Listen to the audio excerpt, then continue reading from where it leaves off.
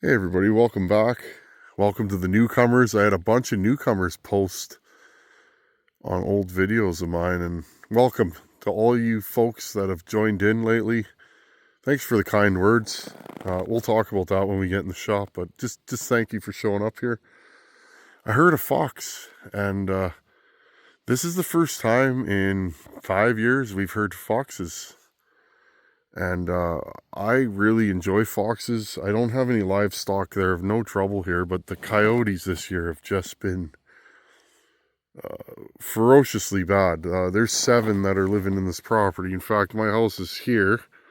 That's the back of the house. There was one sleeping right there the other day in broad daylight. And so anyways, the coyotes have taken all the foxes out, and it appears that the foxes are making a comeback, even though there's tons of coyotes. So anyhow, got home from work today, and usually what I do when I get home is I make a fire in the shop, and then I'll get it roaring, and then I go in the house and eat dinner, and I come back out here after.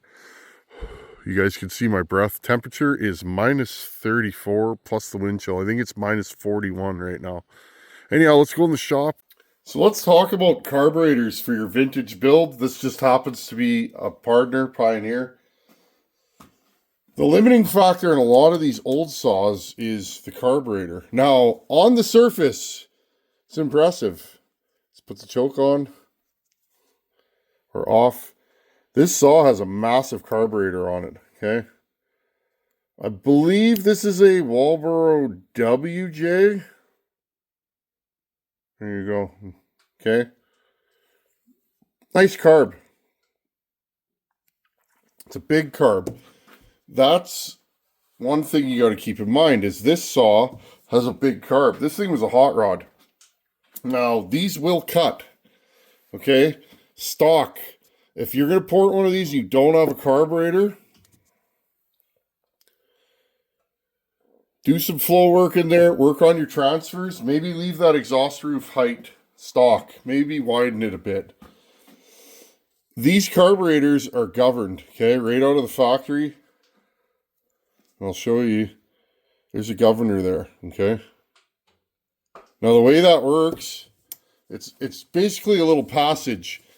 And when this saw over revs, okay, that governor will flood the saw with fuel is basically how I understand it. Okay, and it keeps the saw from over revving. That's why these old saws, you have to tune them in the wood, because if you rev them up, well, guess what? It'll sound like it's rich. You could turn the high jet off on most of these and it will still sound rich because that governor's there, okay? This is a home light carb. You can tell by the fuel nipple on it.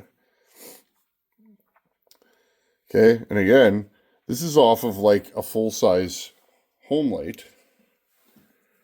I'm pretty sure this is. Look how small it is, okay?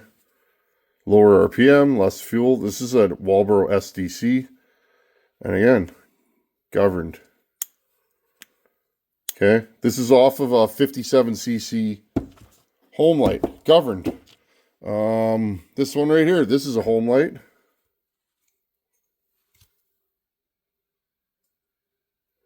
It's got the governor there. It's a smaller carburetor too, okay? Actually, it might actually be the same size. That's a bigger carburetor, just slightly. Okay, so these are no good. What I do is I take junk saws, I buy them, and I'll pay $20 for a junk saw if it's got a good carburetor on it. I mean, that's the world I live in. I don't know what this is. This is just a carb body. Some of the saws that you've seen on the channel, I've mixed and matched parts to build a carburetor. Sometimes these shafts get wallowed out and they leak, but maybe the shaft is good. Sometimes I'll smooth out the shafts and just do weird things. Sometimes it works, sometimes it doesn't, but okay. Then you start getting into your non-governed carbs. Now, typically, if I'm gonna swap a carb on a vintage saw, I'm usually looking for a Walbro, okay, like this. Or sorry, friends, a Tillotson. It's late, can you tell? Okay, this is a Tillotson off of a 266. So this is an early 266, 66 cc, 65. Look how small it is. You can see better on this side. Look at the Venturi in there. It tapers down. Okay. This is off of a 65cc 266. Don't let that scare you, though. Sometimes these small carbs will run really good on a ported saw. In fact, my ported 266 has a small carb on it. It cuts great. It's not a powerhouse, but for an average port job, these small saws, what you end up with these smaller carburetors, okay, these Tillotsons, is a lot of times the saw idles nice. It starts good. You get good vacuum through these, okay? They don't deliver as much air and fuel on top. So this may be an option, but I don't think because of the type of port work I did to the saw. It's a reed saw, so I could stuff just an absolutely ridiculous amount of fuel and air into that bottom end, because the minute that bottom end gets to pressure, those reeds close, okay? That bottom end could be open 10 to 15 degrees longer than a standard ported saw. That's why I like reed saws. And that's why I'll raise the exhaust roofs really high on them, because more often than not at high RPM, they get the fuel and air they need without spitting back. Remember, there's no intake timing. There is, but it's controlled by the reeds. Okay, so this could be an option. This is a 266 carb. This thing's really filthy. I might not go after this one. This is a Johnson Red carb, and I know that because it's got that. Okay, what that is, that's when you pull the choke on, it clicks that, and you have high idle engaged. Okay, these Johnson Red carbs are good for saws that don't have a factory high idle, or the high idle's missing, or you just don't want to have to pull an extra lever. Well, you put one of these on. Now, because it's a Johnson Red, it is a bigger carb. Okay. I think that's a 17.5 mil Venturi. Most of your small Johnson Reds, your 630 Supers and that, they ran these. That's why those are a little bit warmer saw out of the box. One of the things they have is a better carb. So that leaves us with these kinds of carbs. This is a... I don't have my reading glasses here. Let's see if we can get it to focus. It's an HS 138A. Not governed. Has the right... Oh, that's a loose fuel nipple. And again, when you're working with these junk carbs, this has a big Venturi in it. Real big. You can see it doesn't taper down much. Okay, and here's another one. This is a 224. So this is a late model 266 carb. Big Venturi. Same size as what we're dealing with here. Okay, so this may be an option. Let's take the saw, quickly mock it up, and see, is this an option? There's a couple of problems I already foresee. The question is, can we get around that with some good redneck ingenuity? Okay, I'm going to grab a few parts here, and let's start mocking this up, because we're getting real close to building a saw. We figured out the ignition, so that's not a problem. The next thing is the carb. Let's see if this carb bolts up. Now, friends, I already know it bolts up, and I'll tell you why. Pretty much all of these old saws, the bolt pattern is the same.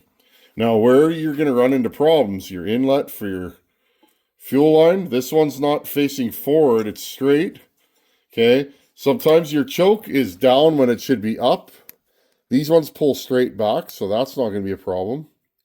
I know the throttle on these goes forward, okay? So that's going to work. So what's the issue with this carb? Well, I already see an issue, and I don't even have to mock it up to look. I'm just going to grab the carburetor bolts. Okay, so let's horse around. I'm going to get you guys a little bit higher here. You guys can see what I'm doing. Hope this helps you guys. This is what we go through. YouTube, I try not to over edit, but I mean, you got to edit a few things out. You edit this kind of stuff out because generally it's you in your shop late at night digging through parts going, you know, what am I going to do here? And then you figure it out and you make a video and you go, look, this is what I did. And everybody goes, wow, that guy's good. But no, you spend some time and figure it out. You guys can do this stuff. There's no reason why you guys can't do this stuff. Okay. Couple things you want to look for. Does your choke open and close with the filter holder? Yes, it does. Okay. That's not going to be a problem. Will your choke lever install in the choke? Yes. Okay. If it goes backwards, well, we would just have to install it the other way, but no, it's fine. Okay. It goes this way, in and out. Okay. So you know your choke's going to open and close. I may have to modify this a little bit because it looks like it might hit if we're not lucky. Okay. So that's all going to work. So Walbro to Tillotson is a go on this saw. My bolt pattern's the same. My impulse is fed through the intake block, okay? Here's the stock carb. Okay, there's my impulse. There's a... Okay, same gasket on a Tillotson as a Walbro. Okay, most of these saws have the same intake gasket. That's just a common thing. Okay, so most of these old saws have similar parts, and you can swap carbs from one to the other. They're rarely a direct bolt-on, but you can usually figure it out. Now, what I'm concerned about on this saw, and I have this problem on my P61. My P61 has a non-governed carburetor on it. Okay, and it cuts like a scalded cat, and it tunes nice, but I have a hard time getting it to idle because, well, there's no idle screw on this saw. Okay, where is the carburetor? Right here. Okay, this saw has an idle screw there. You see right here. These old Tillotsons off of Husqvarna's, which is what I have, they don't have any provision for an idle screw. So now the question is, how do we get... I need something that's going to push on the throttle that I can access, maybe not easily, but easy enough to just hold that throttle open. Just a hair. Okay, there's no tab here. I've had carbs where this tab sticks out and I can drill and tap and put a screw in there. I don't have that. And really, I've tried to bend throttle shafts so that it just holds it open. That's problematic because you can't adjust it properly. So that's going to be a problem. So what am I going to find here? Well, I think I have an idea. I don't know if it's going to work, but I think... Just give me a second here, friends. I'm going to modify... I have many of these filter holders. What I'm thinking is, it's not ideal, but perhaps I can make a bracket. Let's see. Let's keep looking here. I wonder if I can make a bracket that rivets to the side of this filter holder. Oh, yeah. So there's tons of room under the hood here. Okay, so I pull the top cover off. I pull the air filter off. Oh, yeah. Okay, give me a half an hour, friends. It'll be 3 seconds in your world, but I'm going to see if I can rig something up. And then if I can, well, we'll rebuild this carb.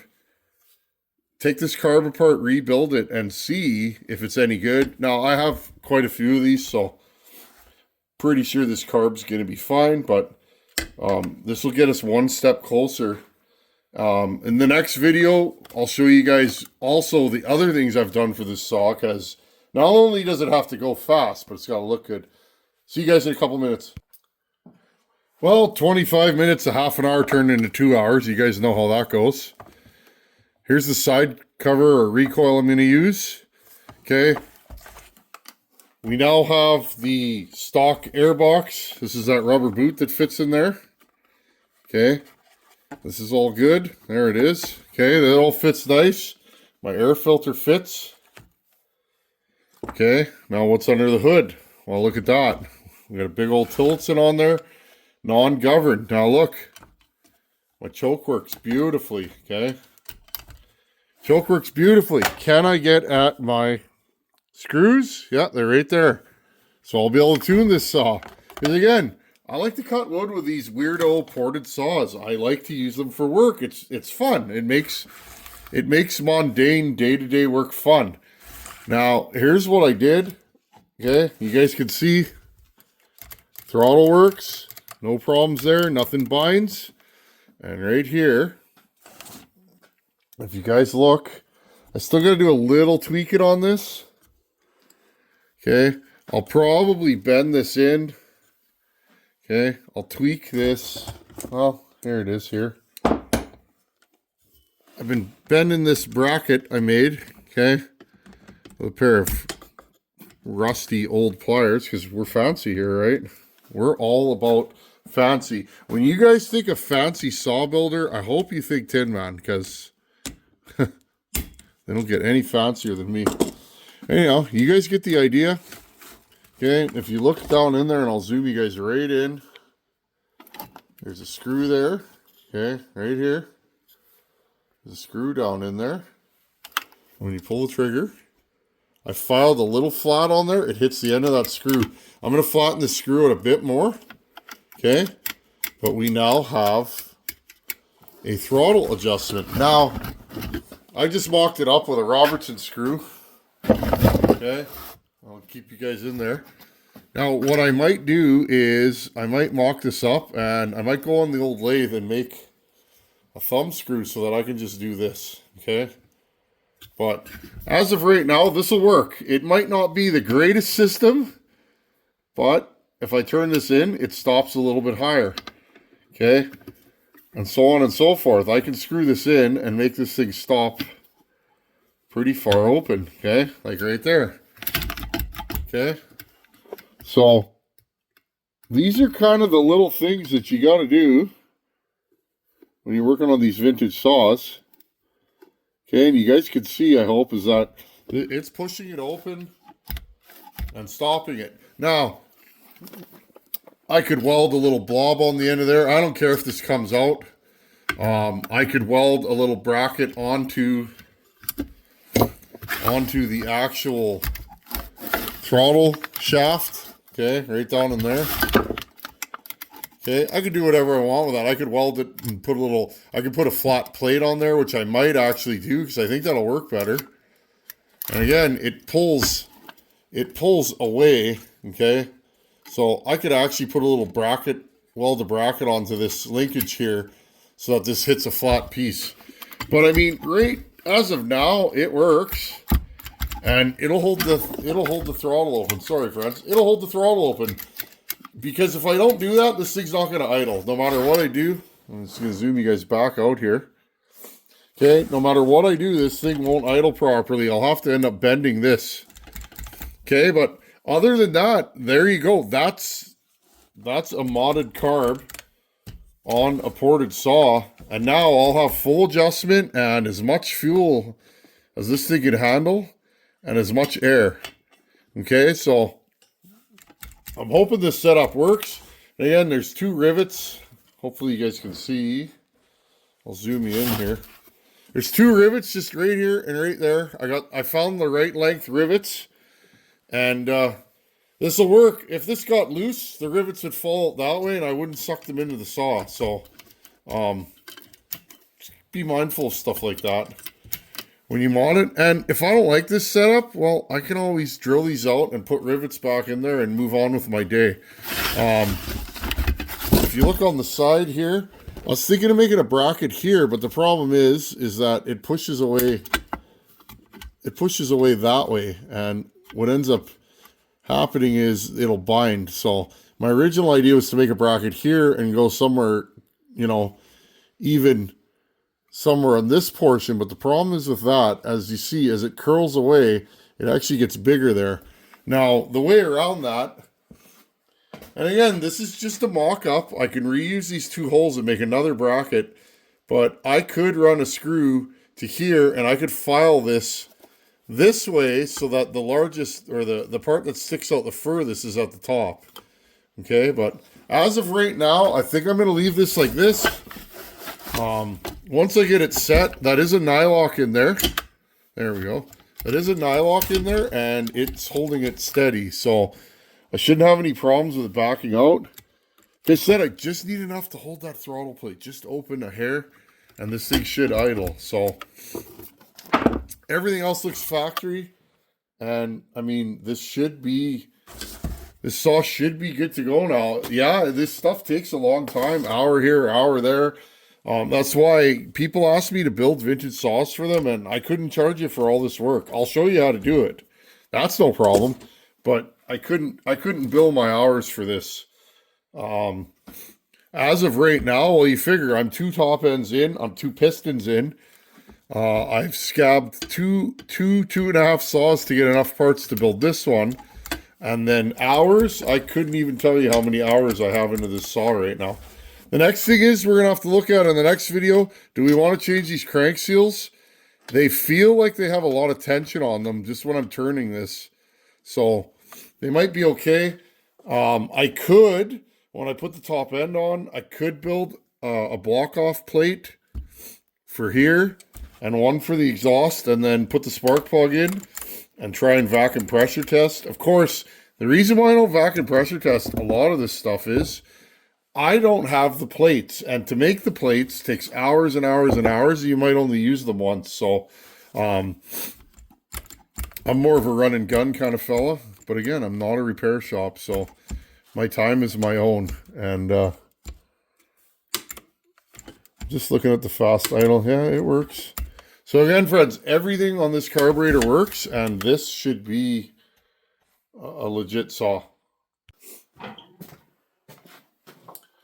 Okay, well, that's enough work for today, and we'll just keep trucking along on this thing. We're getting real close. I'm getting excited. These vintage builds are a lot of work, but they're worth it. They're pretty neat when they're done, and they're always a crowd pleaser. If someone comes over that or whatever, you fire something like this up, and everybody's kind of giggly. So anyhow, in the next video, we'll just continue trucking along. I'm getting real close to running this thing. It's supposed to warm up next week, I think. So hopefully we can keep it warm enough in the shop to start doing some assembly. Although I do have it nice in here tonight, so I'll fight the good fight and just keep throwing wood in the old Woodsman wood stove, and hopefully we can keep the temperature warm in here. I don't generally assemble saws when it's really cold, because usually I put the cylinder on and then I walk, because what happens is if I put the cylinder on, well, 30 minutes later I could have a saw and then I want to start it. So I tend to put the cylinder on and just let the saw chill overnight, and then I'll build the rest of it and run it. But anyhow, friends, we're getting real close, and hopefully this saw runs. I've never heard this saw run, and I got it as a basket case, so this could be another saw that's an absolute turd, but, well, it's got the good bones. It's got the makings of a good vintage power saw. It's going to be a good looking saw, so stay tuned. I'll show you some of the accessories that I've bagged and borrowed, and by bagged and borrowed, I just mean dug through my parts stash. And we're going to make this as clean and accurate as it can be for a partner P42. Anyhow, thanks for watching. Take her easy, and thanks for leaving comments, thumbs up, all that stuff. That really helps the channel. Later.